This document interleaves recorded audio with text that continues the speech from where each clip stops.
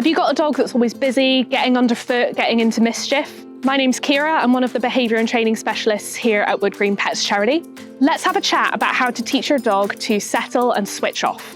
Settle is a really useful skill that teaches your dog to just chill out and relax.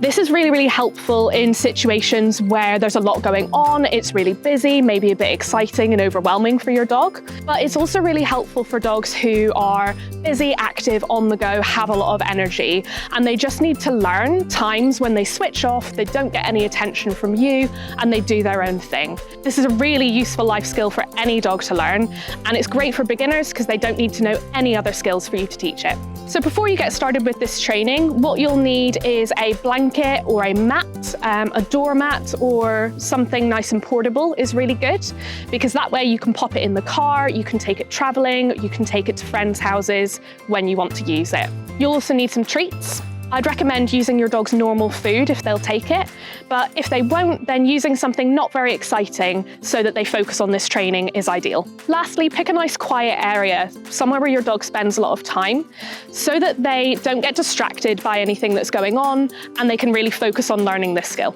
This is Hazel. She's a young Labrador that we did this training with from scratch. So you'll see her learning this skill over 3 separate training sessions so that you can see what it will look like for you and your dog. So to start with, you're going to have your mat on the floor and you're just going to wait for your dog to put all 4 paws on that mat and then just drop a treat down. We don't want them to realise that the treats are coming from you. So when they look away, you're going to drop a treat without saying anything at all. The sneakier, the better. If your dog gets frustrated and they try to get your attention, just ignore them as best as you can and wait for them to make a good choice. This sit here is a really nice choice that you could reward with a treat. Anytime they're not looking at you and 4 paws are on the mat, they can get a treat. As your dog gets better at this, they'll start to relax on the mat more and sit or lie down.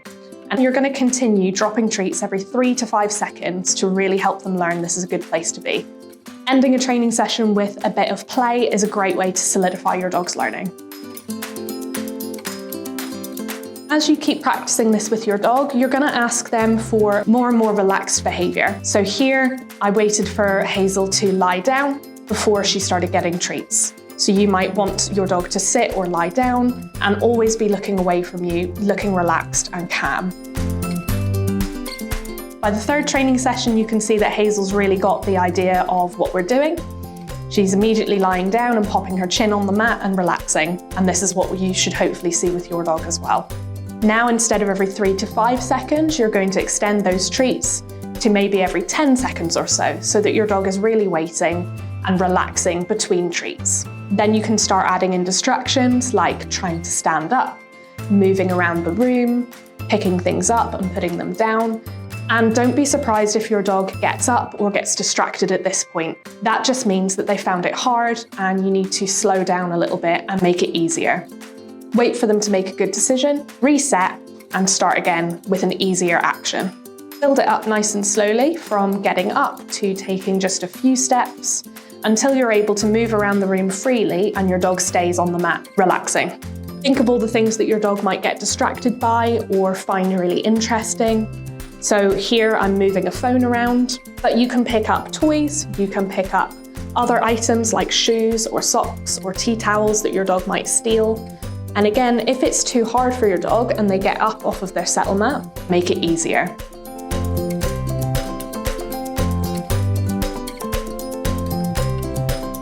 Once your dog has a really well-established settle, it might look a little bit more like this. This is my own dog, Milo, who is a rescue German Spitz, who's been practicing settle for quite a while. Once your dog knows this skill really well, it can become a cue that they're not going to get any attention or interaction from you, and they should just go and busy themselves. So you can do things like watching TV, reading a book, cooking, anything that your dog isn't going to be involved in, you can use this skill for. As before, you're going to drop 1 treat down anytime your dog isn't looking at you or trying to get your attention. And you're going to keep the time between treats getting longer and longer the more that you practice this skill. Eventually, you'll get to a point where you don't need to reward your dog very often at all, maybe once every few minutes. You can even use it for more exciting situations like having visitors around to let your dog know where to be and what to do. which is on their mat, nice and relaxed. Whenever you finish training and you don't want your dog to relax anymore, make sure you pick the mat up so that they don't get confused.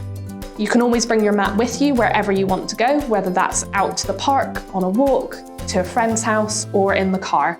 That way your dog can practice relaxing everywhere they go, and they'll get really good at it. And it makes it super portable so that you always have this skill whenever you need it. As you practice this skill in new places and situations, bear in mind that they're going to be a bit harder for your dog than where you've been training. So go back a little bit, make it easy by rewarding your dog more often or using higher value treats. And if you're really stuck, you can even bring a chew or a Kong to really help them settle.